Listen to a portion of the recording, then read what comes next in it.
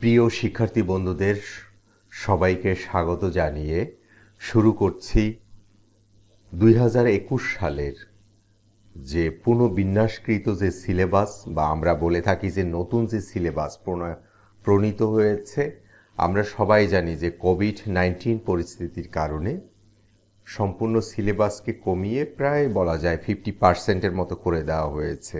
সেই সংশোধিত সিলেবাস বা পুনর্বিন্যাসকৃত সেই পাঠ্যসূচি নিয়ে আলাপ করব।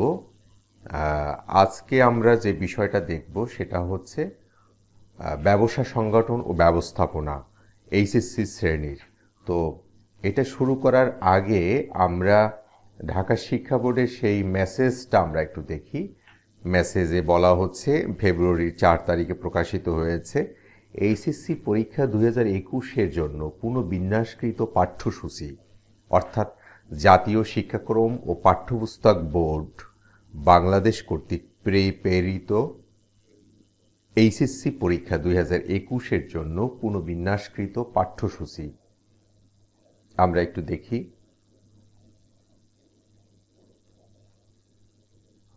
এবারে আমরা ব্যবসা সংগঠন ও ব্যবস্থাপনা প্রথম পত্রের বিষয় কোড 277 এই ব্যবস্থাপনার প্রথম পত্রের কোন কোন বিষয়গুলো সিলেবাসে সন্নিবেশিত হয়েছে সেই বিষয়গুলো আমরা এবার একটু দেখব।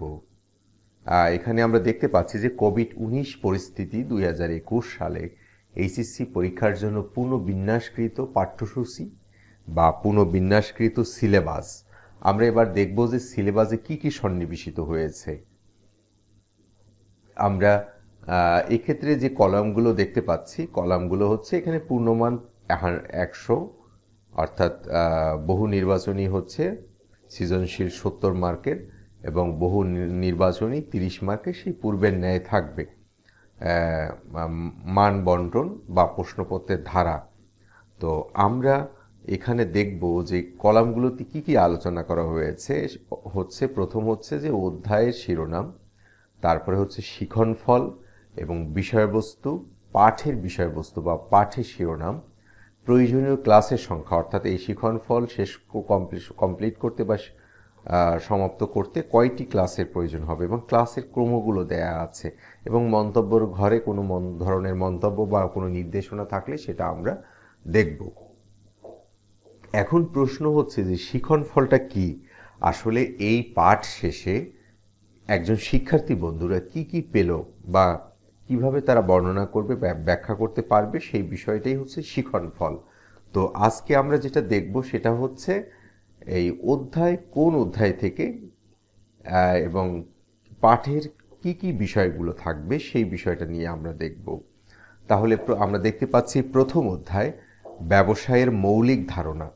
তো ব্যবসায়ের মৌলিক ধারণা অধ্যায় ব্যবসায়ের ধারণা, ব্যবসায়ের আওতা, শিল্পের বৈশিষ্ট্য প্রকারভেদ, বাণিজ্যের বৈশিষ্ট্য প্রকারভেদ, প্রত্যক্ষ সেবার বৈশিষ্ট্য ও প্রকারভেদ, বাংলাদেশের ব্যবসায়ের আওতা হিসেবে শিল্প, বাণিজ্য ও প্রত্যক্ষ সেবার সমস্যার সম্ভাবনা, সামাজিক ব্যবসায়ের ধরন, ব্যবসায়ের কার্যাবলী, ব্যবসায়ের গুরুত্ব, অর্থনৈতিক উন্নয়নে বাংলাদেশের অবদান এবং জীবিকা অর্জনের উপায় হিসাবে ব্যবসায়, অর্থাৎ জীবিকা অর্জনের উপায় হিসাবে ব্যবসায়। তারপরে হচ্ছে, তাহলে আমরা প্রথম অধ্যায় আমরা দেখতে পাচ্ছি যে প্রথম থেকে 4টি ক্লাস লাগবে, অর্থাৎ প্রথম থেকে 4র্থ ক্লাসের মধ্যে আমরা প্রথম অধ্যায় সমাপ্ত করব। এবং এখানে একটা বিষয় একটু ব্র্যাকেটে দিয়েছে, ব্যবসার সংগঠন ও ব্যবস্থাপনা প্রথম পত্র অর্থাৎ ব্যবসায়ের পরিচিতি। মূলত প্রথম পত্র ব্যবসায়ের পরিচিতি নিয়ে আলোচনা করেছে। অর্থাৎ আমরা ব্যবসা সংগঠন ব্যবস্থাপনা এই নামটা পূর্বে এই সিলেবাসটা যখন পরিবর্তিত হয়েছে তার পূর্বে এই বইটির নাম ছিল ব্যবসায়ের নীতি ও প্রয়োগ, অর্থাৎ সেটাকে পরবর্তীতে নামটা পরিবর্তন করা হয়েছে। তো যাই হোক, আমরা তাহলে প্রথম অধ্যায় ব্যবসায়ের মৌলিক ধারণা দেখেছি, যেটা সিলেবাসে অন্তর্ভুক্ত হয়েছে। এরপরে আমরা দ্বিতীয় অধ্যায় দেখব ব্যবসায়ের পরিবেশ। ব্যবসায়ের পরিবেশ অধ্যায় থেকে ব্যবসায়ে পরিবেশের ধারণা, ব্যবসা পরিবেশের উপাদান, প্রাকৃতিক পরিবেশ, অর্থনৈতিক পরিবেশ, সামাজিক পরিবেশ, সাংস্কৃতিক পরিবেশ, রাজনৈতিক পরিবেশ, ধর্মীয় পরিবেশ, আইনগত পরিবেশ এবং প্রযুক্তিগত পরিবেশ। ব্যবসায়ের উপর পরিবেশের উপাদানগুলোর প্রভাব, বাংলাদেশে ব্যবসায়ের পরিবেশ, বাংলাদেশে ব্যবসায়ের পরিবেশের উন্নয়নের সমস্যা এবং বাংলাদেশে ব্যবসা পরিবেশের উন্নয়নের সমস্যা সমাধানের উপায়। এরপরে আমরা তৃতীয় অধ্যায় দেখতে পাচ্ছি আমাদের সিলেবাসে। তৃতীয় অধ্যায় হচ্ছে এক মালিকানা ব্যবসা নিয়ে। তো এক মালিকানা ব্যবসা নিয়ে আমরা দেখব মালিকানার ভিত্তিতে ব্যবসায়ের ধরন, এক মালিকানা ব্যবসায়ের বৈশিষ্ট্য, গুরুত্ব, উপযুক্ত ক্ষেত্র এবং বিরোধায়তন ব্যবসায়ের পাশাপাশি টিকে থাকার কারণ। এরপরে চতুর্থ অধ্যায় থেকে আমরা দেখতে পাচ্ছি, চতুর্থ অধ্যায় হচ্ছে অংশীদারি ব্যবসায়। অংশীদারি ব্যবসায় বৈশিষ্ট্য, সুবিধা ও সীমাবদ্ধতা, অংশীদারি ব্যবসায়ের প্রকারভেদ, গঠন প্রণালী, চুক্তিপত্র বা নমুনা ও বিষয়বস্তু, নিবন্ধন পদ্ধতি ও নিবন্ধন না করার পরিণাম, অংশীদারদের ধরন, অংশীদারদের যোগ্যতা এবং বিলোপ সাধন প্রক্রিয়া। বাংলাদেশে অংশীদারি ব্যবসায়ের বর্তমান অবস্থা। তাহলে আমরা চতুর্থ অধ্যায় দেখতে পাচ্ছি 12তম, 11তম, 10তম ক্লাস থেকে 14তম ক্লাসের মধ্যে সমাপ্ত করতে হবে। এরপরে আমরা দেখব পঞ্চম অধ্যায় যৌথ মূলধনী ব্যবসায়। যৌথ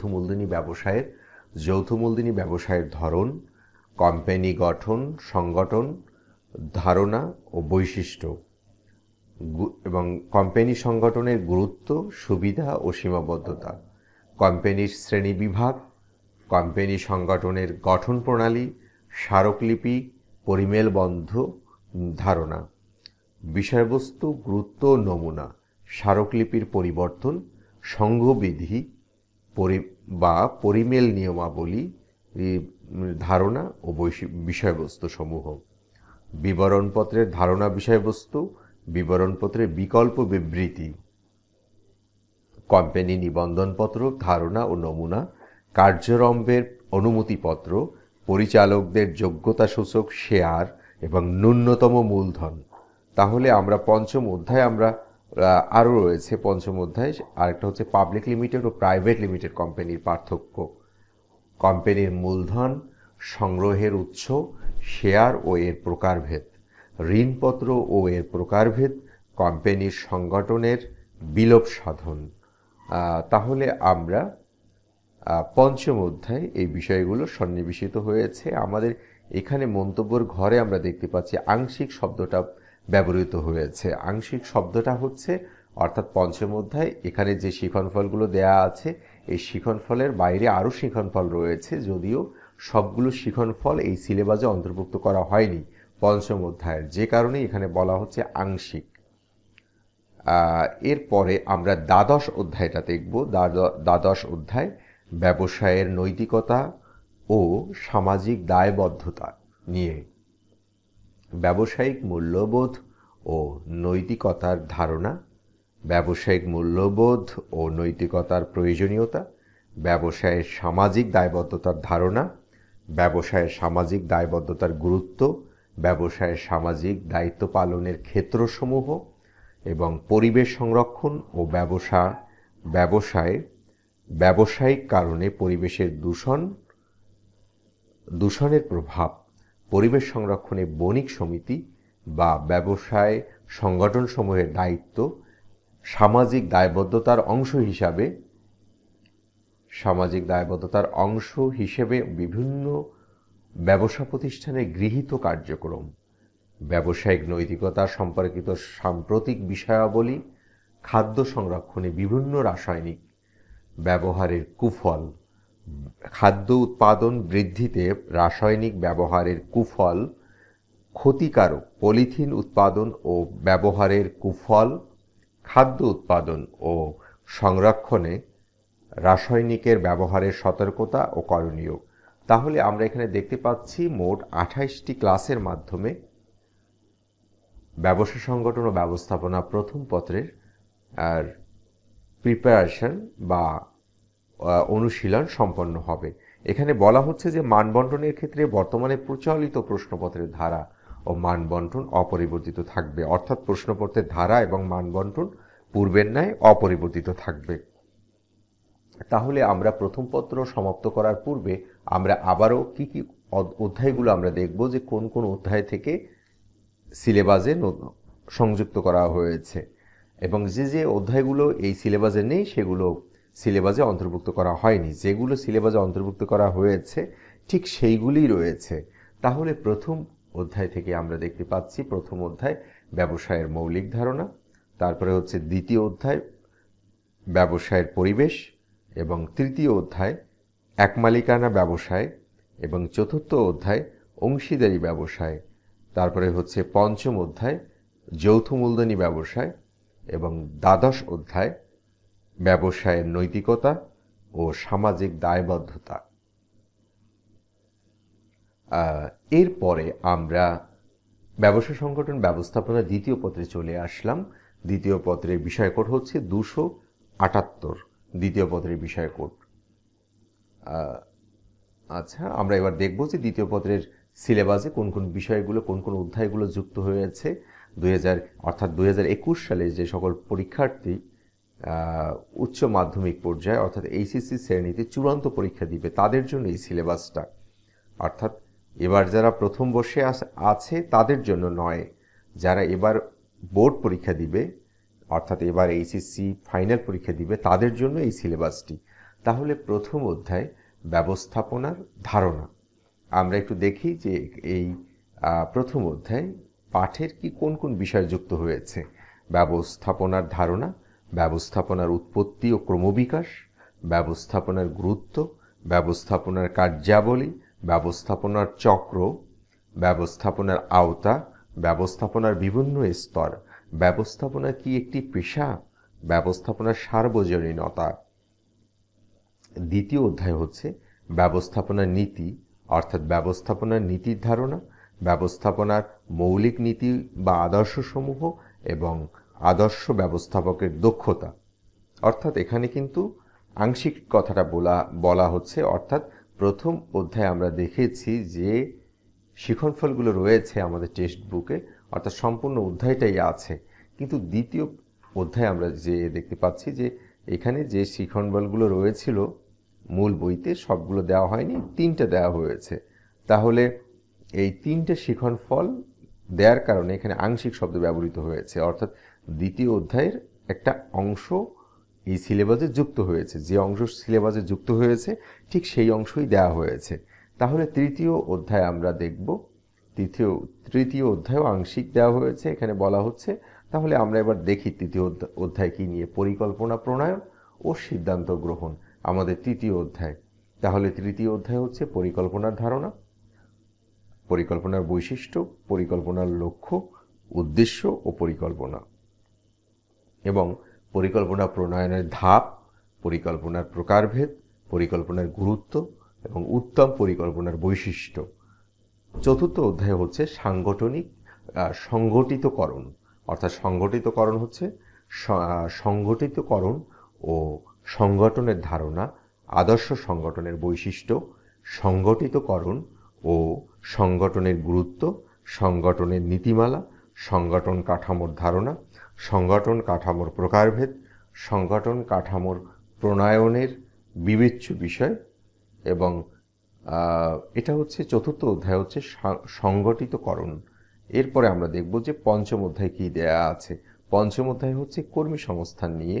তাহলে পঞ্চম অধ্যায় হচ্ছে কর্মী সংস্থান ও মানব সম্পদের ধারণা, কর্মী সংগ্রহ, কর্মী নির্বাচন পদ্ধতি, কর্মী নিয়োগ ও প্রশিক্ষণ। ষষ্ঠ অধ্যায় হচ্ছে নেতৃত্ব নিয়ে, নেতৃত্বের ধারণা, নেতৃত্বের গুরুত্ব, নেতৃত্বের প্রকারভেদ, আদর্শ নেতার গুণাবলী, নেতার কার্যাবলী, নেতৃত্বের বিকাশে সমস্যা ও দূরীকরণের উপায়। তারপরে হচ্ছে দশম অধ্যায় হচ্ছে নিয়ন্ত্রণ নিয়ে, নিয়ন্ত্রণের ধারণা, নিয়ন্ত্রণের বৈশিষ্ট্য এবং নিয়ন্ত্রণের গুরুত্ব, নিয়ন্ত্রণের পদক্ষেপসমূহ, নিয়ন্ত্রণের নীতিমালা। এবং এখানে মান বন্টনে বলা হচ্ছে, অর্থাৎ আমরা দেখতে পাচ্ছি সর্বমোট 42টি ক্লাসের মাধ্যমে দ্বিতীয় ব্যবসা সংগঠন ব্যবস্থাপনা দ্বিতীয় পত্র সমাপ্ত হবে। এবং মান বন্টনে আমরা দেখতে পাচ্ছি যে বর্তমানে প্রচলিত প্রশ্নপত্রের ধারা ও মান বন্টন অপরিবর্তিত থাকবে, অর্থাৎ পূর্বে যে ধরনের প্রশ্নপত্রের ধারা এবং মান বন্টন ছিল ঠিক সেটাই থাকবে, কোনো ধরনের পরিবর্তন হবে না। শুধুমাত্র পাঠ্যসূচি বা নতুন সিলেবাসে পরিবর্তিত হয়েছে। তারপরে আমরা সিলেবাস পেয়ে গেছি। তাহলে এবার আমরা দেখব ব্যবসা সংগঠন ও ব্যবস্থাপনার এই দ্বিতীয় পত্রে কোন কোন অধ্যায়গুলো সন্নিবেশিত হয়েছে সেটা আবার একটু আমরা রিপিট করছি। প্রথম অধ্যায় ব্যবস্থাপনার ধারণা, দ্বিতীয় অধ্যায় ব্যবস্থাপনা নীতি, তৃতীয় অধ্যায় পরিকল্পনা প্রণয়ন ও সিদ্ধান্ত গ্রহণ, এবং চতুর্থ অধ্যায় সংগঠিতকরণ, পঞ্চম অধ্যায় কর্মী সংস্থান এবং ষষ্ঠ অধ্যায় নেতৃত্ব, দশম অধ্যায় হচ্ছে নিয়ন্ত্রণ। তাহলে এই অধ্যায়গুলো থেকেই ব্যবসা সংগঠন ও ব্যবস্থাপনার দ্বিতীয় পত্রের সিলেবাস প্রণয়ন করা হয়েছে, অর্থাৎ নতুন সিলেবাস যুক্ত হয়েছে। তাহলে এটা শেষ করার পূর্বে আমাদের প্রিয় শিক্ষার্থী বন্ধুদের একটু বলার যে এটা ভিডিও আকারে তোমার বন্ধুদেরকে তোমরা শেয়ার করবে, যাতে তোমাদের বন্ধুরা খুব 2021 সালে যে পরীক্ষা অনুষ্ঠিত হতে যাচ্ছে এবং সেই পরীক্ষার জন্য তোমাদের প্রিপারেশন বা অনুশীলন যথোপযুক্ত হয় এবং তোমরা সবাই পরীক্ষায় ভালো করো। এবং এতটুকু বলে আজকে আমাদের আলোচনা সমাপ্ত করছি। এবং আরেকটা বিষয় বলা, সেটা হচ্ছে যে প্রতিটা বিষয়ে আলাদা আলাদা করে সিলেবাস এই চ্যানেলে থাকবে, কাজেই তোমরা এই কমার্সের বিষয়গুলোর পাশাপাশি অন্যান্য বিষয়েরও সিলেবাস তোমরা পেয়ে যাবে এই চ্যানেল থেকে। ধন্যবাদ তাহলে সবাইকে।